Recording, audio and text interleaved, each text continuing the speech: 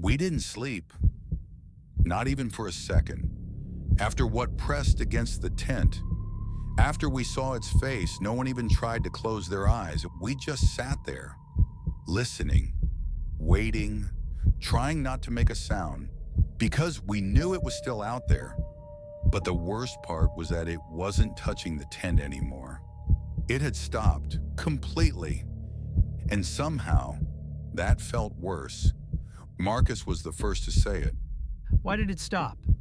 No one answered, because we were all thinking the same thing. It didn't stop. It moved. And now we didn't know where it was. Time didn't feel normal anymore.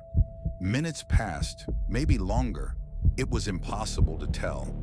At some point, I realized something else. The forest was quiet.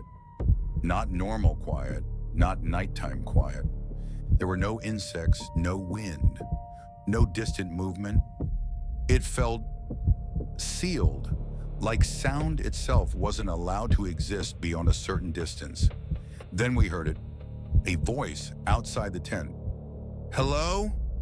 We froze immediately, because that voice was mine. Same tone, same pitch, same hesitation at the end. But I hadn't said anything. I didn't say that, I whispered. I didn't say that. No one responded.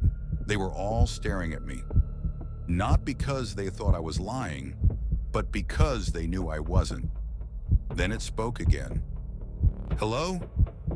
Closer this time, not right outside, but near enough that it didn't feel distant anymore.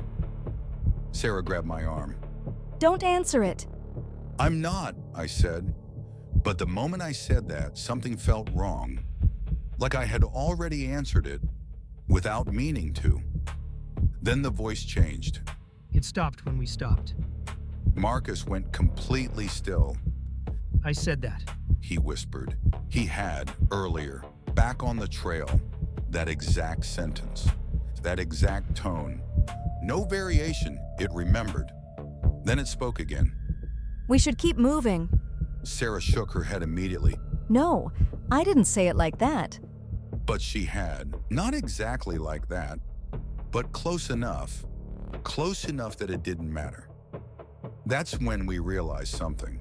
It wasn't just copying us, it was replaying us. Fragments, pieces of conversations, moments we had already lived, but not in the right order, not in the right context, like someone trying to mimic speech without understanding meaning. Then it kept going. Wait, did you hear that? Something's wrong. The voices overlapped, hours, every single one of them, coming from different directions outside the tent, moving, circling, closing in. It's surrounding us. Marcus said. We didn't argue, we didn't question it. We knew. The voices kept shifting, now faster, now closer. Sometimes right next to the tent, sometimes further away, sometimes directly behind us. And then everything stopped. No voices, no movement, nothing. Just silence. A kind of silence that presses against your ears, that makes you aware of your own breathing, your own heartbeat, every tiny movement. And then we heard something else, right behind us, the zipper. At first, it was so quiet we thought we imagined it. Then it became clearer, slow, steady. The zipper started moving, opening from the outside. No hand, no shape, just the zipper, pulling itself open. No. Sarah whispered. No. Marcus leaned forward. Don't touch it. But it kept going. The opening widened, a thin gap forming in the tent. And outside, there was nothing. No light, no shape, just darkness. But it wasn't empty. It felt like something was there, waiting just beyond what we could see. Then something moved, a shift in the darkness, a shape forming, slowly, like it was pushing forward from somewhere deeper. A face, not fully visible, just enough to recognize it as something trying to be human, but failing. The proportions were wrong, too long, too stretched, like features had been pulled out of place. It leaned closer. Hello. My voice, exactly. No distortion this time. No mistake. Perfect. That was the moment everything broke. We didn't think. We didn't plan. We just moved. The flashlight slipped from someone's hand and hit the ground, spinning wildly. Light flashed across the tent walls, across the shape, across something that didn't match what we thought we saw. Sarah screamed. Marcus shouted something I didn't even process. We pushed forward, out of the tent, into the forest. Cold air hit immediately. Branches snapped under our feet. We ran without direction, just away. Away from the tent, away from whatever that was. We didn't look back, not once. We just kept moving. After a while, we slowed. Not because we felt safe, because something felt wrong. Again. The forest looked too uniform. The trees were evenly spaced, perfectly aligned, too consistent, like a pattern, like something had arranged them.